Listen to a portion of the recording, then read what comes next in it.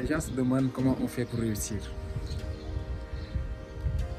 Mais c'est ce qu'ils ne savent pas, c'est que cette réussite, c'est un long chemin en fait, qui était au début entaché d'obstacles, qui étaient des obstacles à surmonter. Parfois, lorsque vous voyez une personne qui a de la réussite dans tout ce qu'il touche, dites-vous qu'il y a d'énormes sacrifices qui ont eu à consentir cela. Il a eu des débuts qui étaient extrêmement difficiles. Je prends l'exemple. Au début, peut-être, de mes entreprises, c'était très difficile. C'était extrêmement difficile même. Parfois, tu perdais de l'argent sur tout et n'importe quoi. Parce que tu n'avais pas assez de stratégie et qu'il y avait la fougue et que tu voulais investir par-ci, par-là. Tu voulais devenir un entrepreneur.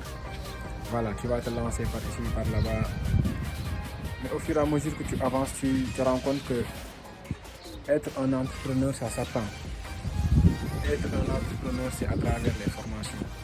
Être un entrepreneur, c'est d'abord se former. Vous ne pouvez pas vouloir gagner de l'argent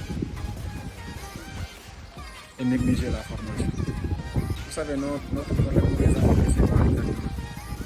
Parfois, on peut se dire qu'on n'a pas assez de financement, on n'a pas assez de financement. Si tu retrouves ce gars-là qui te parle de financement et que tu lui donnes le double ou bien le triple de ce qu'il attendait pour démarrer ses activités, tu vas te rendre compte que cette activité elle ne fera même pas 6 mois.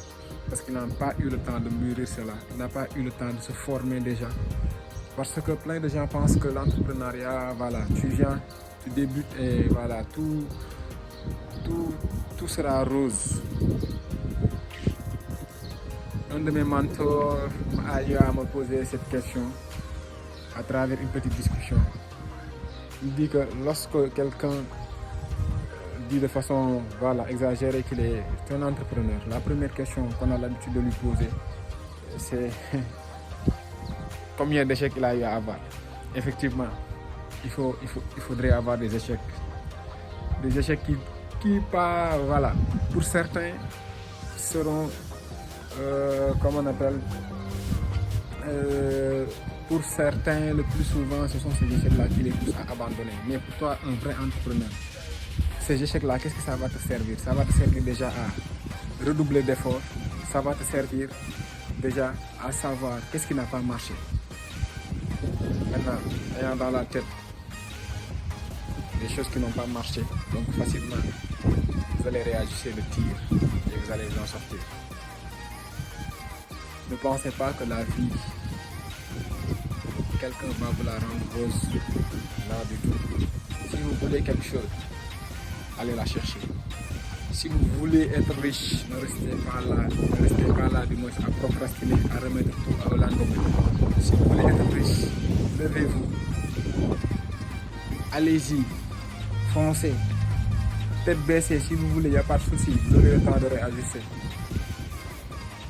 Si vous avez un tout petit peu d'argent, ne restez pas là à réfléchir, à en finir. Si vous avez un tout petit peu d'argent, prenez cet argent-là et allez vous former.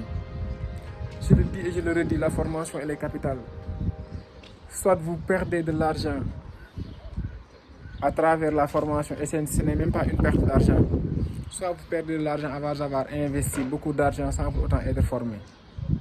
Il y a des personnes qui ont, supposons 1 million, 2 millions, ils s'empressent à aller investir quelque part. Bon, ils pensent que voilà, en investissant cet argent-là, et en n'ayant pas les rouages de ce qui se passe, donc ils vont gagner des étapes.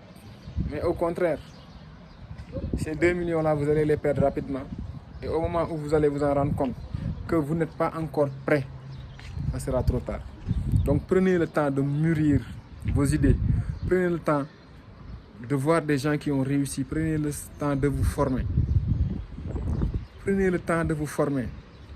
Il ne sert à rien de courir si on peut partir à point.